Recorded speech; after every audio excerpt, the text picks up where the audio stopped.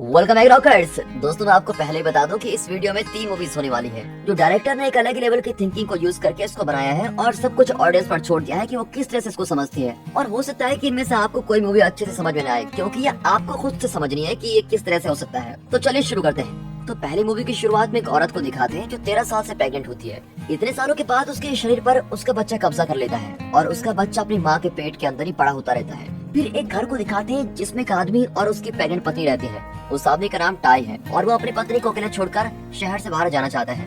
हालांकि इस बात को सुनते ही वो औरत बहुत ही डर जाती है, क्योंकि वो नहीं चाहती कि उसका पति उसको अकेले छोड़कर चले जाए। और अब अकेले रहने के डर से वो औरत अपने पति से भीख मांगती है कि वो ना जाए, लेकिन उसका पति उसकी बात नहीं मानता, क्योंकि वो पहले ही फैसला कर चुका है कि उसको जाना है। तभी वो अपनी पत्नी को भरोसा दिलाता है कि वो अपने बच्चे के जन्म से पहले ही वापस आ जाएगा। अब जाने से पहले टाई अपनी पत्नी को एक बोतल देता है जिसके अंदर एक दवाई होती है जो उसे किसी ने दी होती है। वो दवाई तब तक उसकी पत्नी को प्रेग्नेंट होने से रोकेगी जब तक कि उसका पति वापस घर नहीं आ जाता।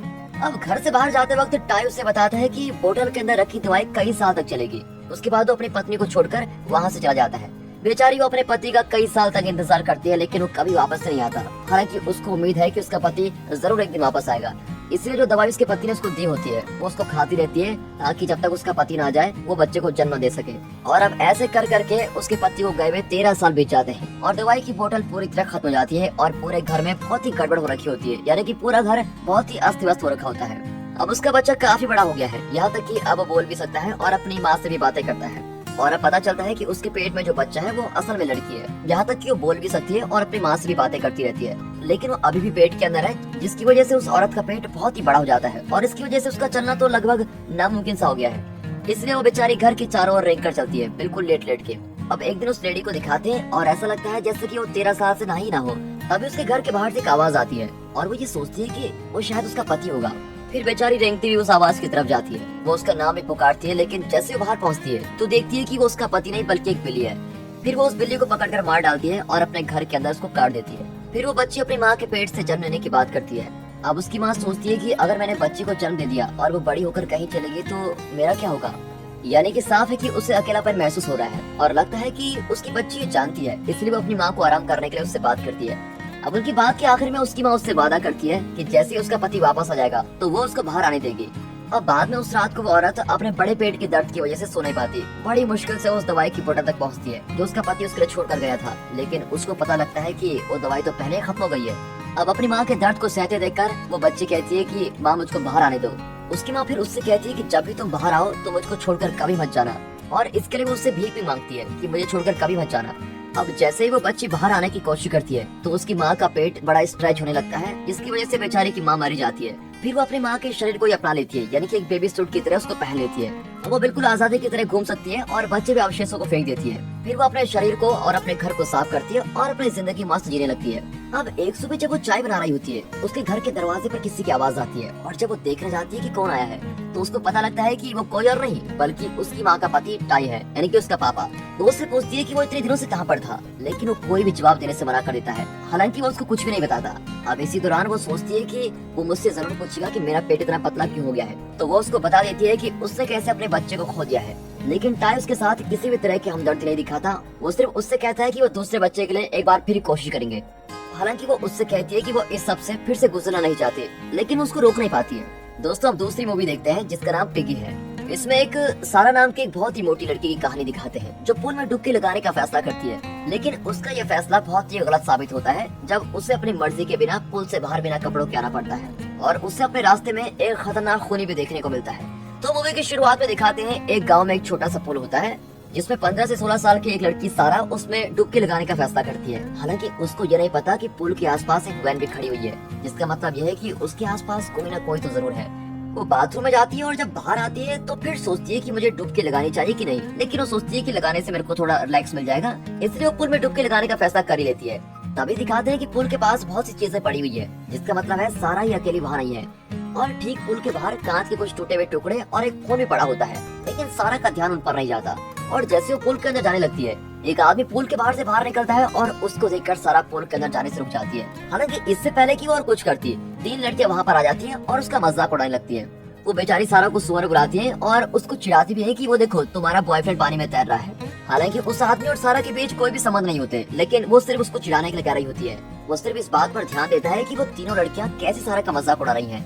अब दूसरी ओर सारा उनको इग्नोर करके पुल के अंदर छलांग लगा लेती है और फिर उन लड़कियों की इतनी बातें सुनने के बाद वो आदमी वहाँ से बाहर चला जाता है। तभी पुल के नीचे एक आदमी को दिखाते हैं जो बना हुआ है, उसका गला भी घोटा गया होता है, लेकिन सारा का इस बात पर ध्यान ही नहीं जाता। और जब वो पानी के ऊपर आती है तो उसको वहाँ पर वो लड़कियां नहीं दिखाई देती और फिर उसको थोड़ी शांति मिलती है। हालांकि तभी वो लड़कियां आती हैं और उसके सर को किसी चीज से कवर कर लेती हैं, जिसकी वजह से उसको सांस लेने में भी काफी परेशानी हो रही होती है।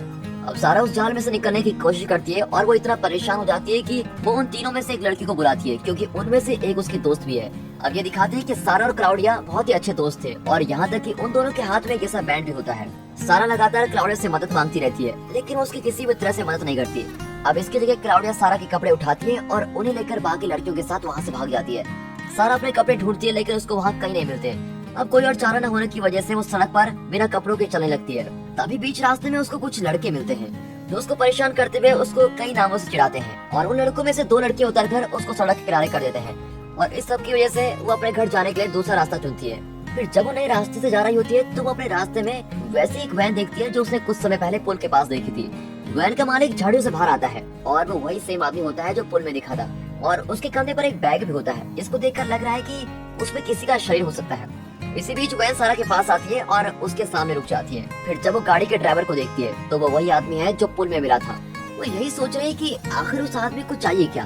तभी इतने में वो आदमी सारा के कपड़े अपनी वैन से बाहर फेंकता है और उसी वक्त खून से भरी क्लाउडिया वैन के पीछे रोते हुए मदद मांग रही है। अब सारा ये सब देखकर बहुत ही डर जाती है और ये भी सोचती है कि कहीं उस आदमी का अगला शिकार वो तो नहीं है और खड़े खड़े वहाँ पर टॉयलेट भी कर देती है, लेकिन ऐसा कुछ भी नहीं होता। हालांकि क्लाउडिया खून में सनी होती है, जिसको देखकर तो कोई भी परेशान हो जाएगा, लेकिन सारा उसे उसी तरह अनदेखा कर देती है जिस तरह क्लाउडिया ने उसको कुछ समय पहले किया था। और फिर आखिर में सारा उस आदमी की तरफ हाथ लहराकर उसको जाने के लिए कहती है। वो आदमी भी उसकी तरफ हाथ लहराता है और क्लाउडिया को अपनी वैन के पीछे से वहाँ से निकल जाता है। जैसे ही वो गाड़ी वहाँ से चली जाती है, सारा अपने कपड़े उठाती है और उनको पहन लेती है। उसके बाद वो पुलिस को भी फोन करती है, लेकिन कोई फोन ही नहीं उठाता और आखिर में वो अपने फोन में गाना लगाती है और मस्त अपने सर पर हेडफोन लगाकर अपने सफर की शुरुआत करती है। तो दोस्तों, तीसरी मूवी जिसका नाम है two strangers who meet 5 times, उसमें दिखाते हैं कि कैसे दो आदमी अपने भविष्य को अनप्रेडिक्टेबल छोड़ देते हैं। वो पहली बार तब एक दूसरे से बीच पर मिलते हैं जब वो बहुत ही छोटे होते हैं और बाकी जितनी भी बार वो मिलते हैं उसकी एक अलग कहानी है जो हम आपको बताने वाला है। मूवी की शुरुआत में दिखाते हैं कि एक आदमी पैसे निकालने वाली जगह पर होता है। उस आदमी का नाम एलिस्टर होता है और वो थोड़ा जल्दी में भी है, लेकिन उसको थोड़ा इंतजार करना पड़ता है जब एक समीर अजीज नाम का आदमी पैसे निकालना होता है। और समीर पैसे निकालने में इतनी देर लगाता है जिससे एलिस्टर को बहुत ही गुस्सा आ जाता है और जिसकी वजह से वो उसको नस्लवादी कह लेता है और एलिस्टर समीर के धर्म की बेइज्जती करता है। फिर जैसे समीर वहाँ से पैसे निकाल लेता है, एलिस्टर की बातों की वजह से समीर भी वहीं पर रुका रहता है और एलिस्टर का सामना करने के लिए वो बिल्कुल तैयार रहता है। फिर दोनों के बीच थोड़ी बहस होती है, लेकिन समीर जैसे ही सोचता है कि कहीं ये बहस लड़ाई में न बदल जाए तो वो वहाँ से चला जाता है। ये दूसरी बार था जब वो मिले थे। तीसरी बार जब वो मिलते हैं तब एलिस्टर को एक कंपनी में काम करने के लिए रखा गया होता है और उस कंपनी का मालिक कोई और नहीं बल्कि समीर ही होता है। एलिस्टर को अपने इंटरव्यू में कुछ अच्छे शब्द सुनने को मिलता है, जिसकी वजह से उसको लगता है कि उसको एक काम मिल जाएगा और ऐसा उसे तब तक ही लगता है जब तक कि वो कंपनी के मालिक से नहीं मिल लेता। एलिस्टर को एक आदमी बताता है कि उसे कंपनी के मालिक से मिलना है और फिर एलिस्टर कंपनी के मालिक का इंतजार कर रहा होता है और जब वो वहाँ आता है तो एक दूसरे को हेलो कहते हैं। पहली बार तो वो एक दूसरे से शांति से मिलते हैं, लेकिन कुछ देर बाद समीर को लगता है कि वो दोनों पहले कहीं मिले हैं और वो उससे बात पूछता है कि वो पहले कहीं मिले थे क्या। हालांकि एलिस्टर उसको कहता है कि मुझे तो कुछ ऐसा याद नहीं, लेकिन समीर को इस बात पर यकीन होता है कि वो पहले पक्का कहीं मिले हैं। समीर को कुछ ही सेकंड लगते हैं और उसको याद आ जाता है कि एलिस्टर वही आदमी है जो पैसे निकालते वक्त उसके साथ बदतमीजी कर रहा था। अब जैसे उसको ये बात याद आती है तो समीर का चेहरा गुस्से में आ जाता है और एलिस्टर को वो काम ही नहीं देता। फिर कुछ साल बीत जाते हैं और वो दोनों एक बार में मिलते हैं। एलिस्टर के पास न रहने के लिए घर है न खाने के लिए कुछ, और अब समीर एलिस्टर के बारे में लगभग सब कुछ भूल ही चुका है, लेकिन एलिस्टर को किसी तरह समीर याद आ जाता है। समीर बताता है कि उसे एलिस्टर के बारे में कुछ भी याद नहीं है और एलिस्टर उससे बताता है कि कैसे तुमने कुछ साल पहले मुझे कंपनी से निकाल दिया था, लेकिन समीर को फिर भी याद नहीं आता। अब समीर एलिस्टर से कहता है कि मैं एटीएम से पैसे निकालकर कुछ देर में वापस आता हूँ। अब कुछ मिनट बाद समीर कुछ पैसों के साथ उसके पास आता है और समीर की ये हरकत एलिस्टर का दिल छू लेती है। एलिस्टर उसके दिए पैसों को रख लेता है और रोते हुए उसका शुक्र अदा करता है। समीर भी उसको शुभकामनाएं देता है और वहाँ से चला जाता है और उसके बाद हमें तब का सीन दिखाते हैं जब वो पहली बार मिले थे। वो दोनों पहली बार एक बीच के पास मिले थे जहाँ पर वो दोनों एक रेत का महल बना रहे थे और समीर जो उन दोनों में सबसे बड़ा होता है वो एलिस्टर को बता रहा होता है कि रेत को बाल्टी में डालना है। हालांकि जल्दी एलिस्टर की माँ उसको लेने आ जाती है ताकि वो वापस घर जा सके। दोनों माँ और बेटा समीर को वहाँ अकेला छोड़कर चले जाते हैं और एक दूसरे को अलविदा कहते हैं। इसके बाद हमें दिखाते हैं जब वो 5वीं बार मिले थे। इस बार वो दोनों बूढ़े हो चुके हैं, खास करके समीर अब बोल भी नहीं पाता और वो बूढ़े लोगों के खास घर में होता है और एलिस्टर वहाँ पर काम करता है। और फिर घर पर एक नौकर के साथ अनजाने में एस्टर समीर के कमरे में चला जाता है और जब वो एक दूसरे से मिलते हैं तब एस्टर समीर को बताता है कि वो उसका अच्छे से ख्याल रखेगा। अब समीर इस बात को सुनकर बहुत ही खुश होता है और वो एक दूसरे को देखकर बहुत हंस रहे होते हैं। तभी एस्टर समीर को गौर से देखने लगता है। वो समीर से पूछता है कि क्या वो पहले कभी मिले हैं, और हालांकि समीर एकदम से जवाब नहीं देता और उसको देखकर हंस देता है और उससे कहता है कि हाँ वो मिले हैं। दोस्तों मुझे पता है कि आप कह रहे होंगे कि ये आज क्या लेके आ गया। तो दोस्तों ये कुछ ऐसी मूवीज हैं जो डायरेक्टर ने एक अलग ही लेवल की थिंकिंग को सोचकर बनाई गई है और सब कुछ ऑडियंस पर छोड़ दिया है कि वो किस तरह से इसको समझती है। बाकी दोस्तों हमने भी यही सोचा था कि आपके लिए कुछ नया लेकर आए। तो अगर आपको ये अच्छा लगा हो तो वीडियो को लाइक कर दें। बाकी मिलते हैं अगली वीडियो में, तब तक के लिए गुड बाय, अपना ख्याल रखिए and finally thanks for watching.